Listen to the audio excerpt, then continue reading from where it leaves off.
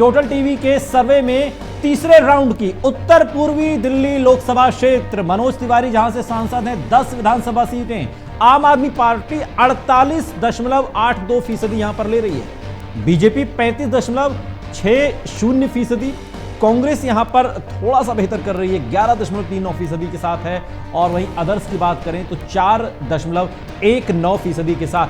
यह है दिल्ली का मूड, उत्तर पूर्वी लोकसभा क्षेत्र, और इस उत्तर पूर्वी लोकसभा क्षेत्र में कमोवेश स्थिति उसी के इर्द गिर्द घूम रही है। शंभुनाथ शुक्ला जी, आप किस तरीके से देख रहे हैं इस पूरे ग्राफ को? ये वो सीट है जहां से मनोज तिवारी सांसद है। देखिए, ये सर्वे 29 जनवरी तक का है, जबकि ये अभी हाल में जो कल का कांड हुआ है वो नहीं हुआ था। उसके बाद से परसेंटेज और बदलेगा। ठीक है। अब यहाँ अभी तक 3 सर्वे आपने दिखाए, और टोटल टीवी के तीनों सर्वे में आप बहुत ज्यादा है, यानी 45 से ऊपर चल रही है। बीजेपी का ग्राफ जो है वो 35 के आसपास है, कभी 37 होता है, कभी 33 होता है, इस टाइप पे चल रहा है। लेकिन ये पहली बार हुआ है कि कांग्रेस यहाँ बेहतर हो रही। कांग्रेस का 1.5% ही सही। इसका मतलब ये जो उत्तर पूर्वी दिल्ली, इसी में शायद सोनिया विहार वगैरह इलाके आते हैं, जो कांग्रेस का एक बड़ा गढ़ है। दूसरा, मुस्लिम बेल्ट भी यहीं आती है। इसका मतलब जो शाहीन बाग या जो भी हो, कहीं कहीं मुस्लिम मूड बदल भी रहा है। जाफराबाद, मुस्तफाबाद, और कल की जो घटना हुई है उससे और बदलेगा। अच्छा, तो इसका फायदा बीजेपी को हो सकता है। जब बीजेपी को होगा, देखिए हिंदुओं में भी सेकुलर वोट भी तो है ना। आप सोचिए, वो भी तो कटेगा, वो कांग्रेस को जा सकता है, तो बीजेपी का भी तो वोट बैंक कम होगा। हम मान चलते हैं आपका कम हो रहा है। देखिए, आपका एक सॉलिड वोट बैंक है, वो आप किसी आदमी से बात करिए जो जे कॉलोनी रहता है, जो आम वोटर है, ऑटो वाला है, टैक्सी वाला है, वो जो यहाँ पे यूपी के मामले में योगी को सपोर्ट करता है, वही वहां आपको सपोर्ट करता है। लेकिन लोकसभा में वो कहता है नहीं, लोकसभा में मोदी को दे रहे हैं। तो ये जो मास समझदार है ना, पब्लिक समझ रही है, मास वोटर है, वो स्टेट को समझ रही है। तो जो आपका सर्वे जो आप दिखा रहे हैं, मुझे लगता है आप बेहतर स्थिति में है और लगातार वहीं। संजय जी?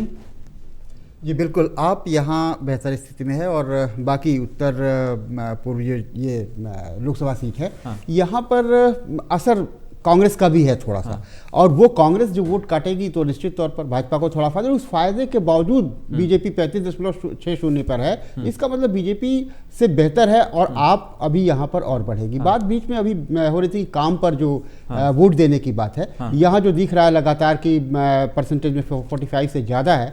देखिए, काम पर वोट मिलता भी और कई बार नहीं भी। काम बोलता है करके उत्तर प्रदेश में अखिलेश यादव ने लिखा, तो काम पर वोट नहीं मिला। शीला दीक्षित का है, तो काम पर वोट मिलता ही है, ये 100% नहीं कहा जा सकता। जैसा कि रजबल जी ने कहा कि समय के साथ क्या चीज़ बदल जाती है, कब बदल जाती है, वो नहीं कहा जा सकता। लेकिन जो अभी आंकड़े दिख रहे हैं उसके आधार पर देखा जाए तो यहाँ जनता इसलिए काम पर वोट देगी या वोट दे सकती है, क्योंकि एक बात होती है विश्वास की। कांग्रेस ने कहा कि वो 72,000 रुपए देगी, लेकिन उस पर उतना विश्वास लोगों ने नहीं जताया। उनको पता था कहाँ से देगी, क्या देगी, जीतेगी नहीं तो क्या करेगी। लेकिन केजरीवाल देंगे, इस पर एक विश्वास बनता है। भाजपा भी कहती है, उस पर भी थोड़ा विश्वास होता है, लेकिन राज्य में नहीं। वो कोई ऐसा मॉडल प्रस्तुत नहीं कर सकती भाजपा अपने दूसरे राज्यों का, अपने शासित राज्यों का, कि वो ऐसा कर रही है या ऐसा दे रही है। तो वो जब आप मॉडल नहीं दिखाते हैं आज के समय में, या आपका विश्वास नहीं होता है, तो उस पर उतना तरीके से वोट नहीं होती है। ददवल जी, आपके सामने ये जो ग्राफ है, अब इस ग्राफ पर आप क्या कहेंगे? क्योंकि ये उत्तर पूर्वी लोकसभा सीट है, मनोज तिवारी भी वहीं से आते हैं, गोपाल राय भी वहीं से आते हैं, मुस्लिम बाहुल्य भी कई इलाके हैं, जिसमें सीलमपुर भी एक है, जहाँ पर जो अभी सीए को लेकर जहां पर विवाद भी हुआ, मुस्तफाबाद है, जाफराबाद, मुस्तफाबाद में अभी भी प्रोटेस्ट हो रहा है, बीजेपी के पास ही है अभी। और बाकी मनोज तिवारी का जो प्रभाव वाला इलाका है, आप बिल्कुल अभी शंभुनाथ जी की इस बात से मैं इत्तेफाक रखता हूं कि यहाँ पर माइनॉरिटी के लोग जरा ज़्यादा हैं,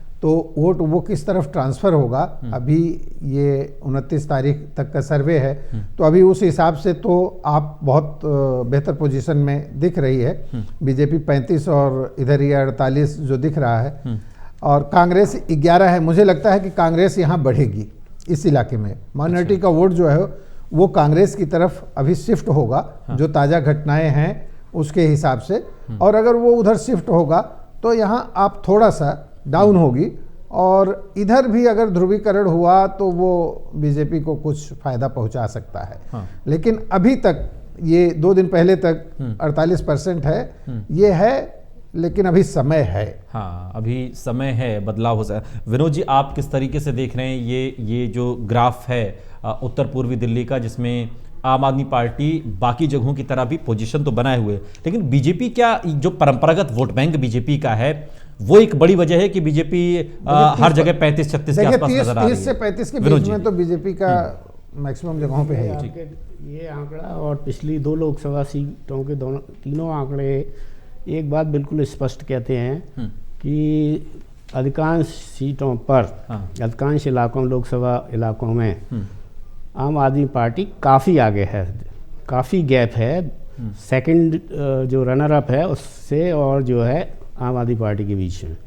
और इसमें ये कोई ज़्यादा महत्वपूर्ण नहीं है, डिस्पाइट जैसे कि कई आपने गिनाए, मुस्तफ़ाबाद, जाफराबाद और ये सारा, वहाँ मुस्लिम पॉपुलेशन बहुत ज़्यादा है, उसके बावजूद कांग्रेस का मत प्रतिशत केवल यहाँ पर 11.39% है। 10.18 उसमें भी था उत्तर पश्चिमी में, और 10.83 पूर्वी दिल्ली में भी था, तो कोई बहुत सिग्निफिकेंटली ज़्यादा नहीं है।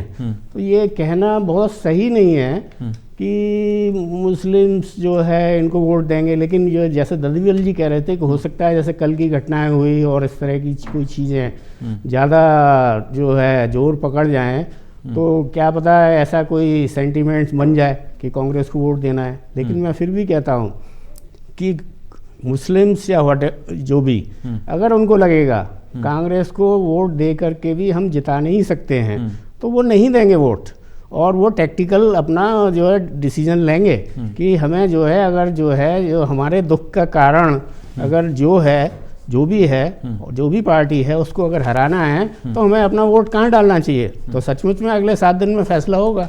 आज की मनस्थिति 29 तारीख तक की मनस्थिति 24 से लेकर 29 ये दुविधा वाली स्थिति है, लेकिन ये अगले कुछ दिनों में क्लियर हो जाएंगी चीजें। लेकिन शंभुनाथ जी, क्या बदलाव होगा? क्या बदलाव ये होगा कि हम कह रहे हैं कि शाहीन बाग का जो मुद्दा है ये थोड़ा सा और तूल पकड़ेगा, ध्रुवीकरण की राजनीति थोड़ा और बढ़ेगी, हम किस परिवर्तन? कल नहीं, शाहीन बाग देखिए अनूप जी, शाहीन बाग और कल जो घटना आई है दोनों में बड़ा फर्क है।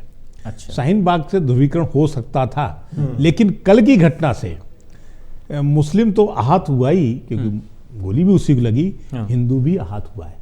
इस हिंसा की कोई समर्थन नहीं कर सकता, और इससे बुरी तरह आहत हुआ है। तो जो ध्रुवीकरण होता है वो तब होता है जब कहीं ना कहीं हिंदू को लगे कि नहीं, वो जो कमजोर पड़ रहा है। यहाँ तो उसे लगता है कि जितना हिंदुत्व प्रबल हो रहा है उतना उसे नुकसान हो रहा है, क्योंकि अगर समाज, अगर देश में ऐसी हिंसा को बढ़ावा मिलता तो कोई समर्थन नहीं करेगा, तो कोई समर्थन नहीं करेगा। तो वो हिंदू ने भी कहा कि वो हिंदू भी तो अगर मुसलमान को लगेगा कि नहीं, यहाँ किसी भी सूरत में हम कांग्रेस को नहीं जिता पाएंगे, तो वो वोट फट से आपको ही जाएगा।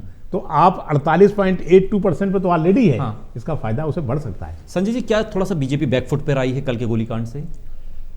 देखिए, बैकफुट पर तो नहीं आई है, ये केवल दिखावे वाली हो सकती है कुछ बयान। अब जाहिर है कि कोई हिंसा करेगा, हिंसा का समर्थन तो नहीं कर सकता, चाहे वो भाजपा हो। आम आदमी पार्टी कह रही है ना कि आपके नेता भड़का रहे थे, भड़काऊ बयान दे रहे थे, देश के गद्दारों को गोली मारो, डैश डैश डैश, तो उसका ही नतीजा हो गया। हाँ, वो कहेंगे, पॉलिटिकल बयान है, ये वोटर का बयान नहीं है, पॉलिटिकल बयान है। और तकनीकी तौर पर भी ये मैसेज भी चला गया, और तकनीकी तौर पर भी सही, बाकायदा कई शोध हैं इस बात पर कि मनुष्य एक सामाजिक प्राणी है, जो भी हिंसा या कोई और चीजें होती है उसके ऊपर असर तो पड़ता ही है, चाहे वो केवल बयान हो और घटना हो जाए तो और भी बड़ी बात है, तो इस पे असर पड़ता है। लेकिन जहां तक बात है बीजेपी बैकफुट पर नहीं, बीजेपी और एग्रेसिव होकर के, क्योंकि उसके पास यही एक कार्ड है, वो उसके पास काम दिखाने को नहीं है। उसके पास अगर काम है तो उसको पोलराइज करना है, चीजों को हिंदू मुस्लिम पर ले जाना है, और ये एक राजनीति के लिए जो भी है एक नीतिगत चीज है। आप उसे बुरा मान सकते हैं, कुछ और लोग कह सकते हैं, लेकिन ये चुनाव जीतने के लिए तो ठीक है। शंभुनाथ जी, देखिए, मुझे लगता है पोलराइज अब होगा।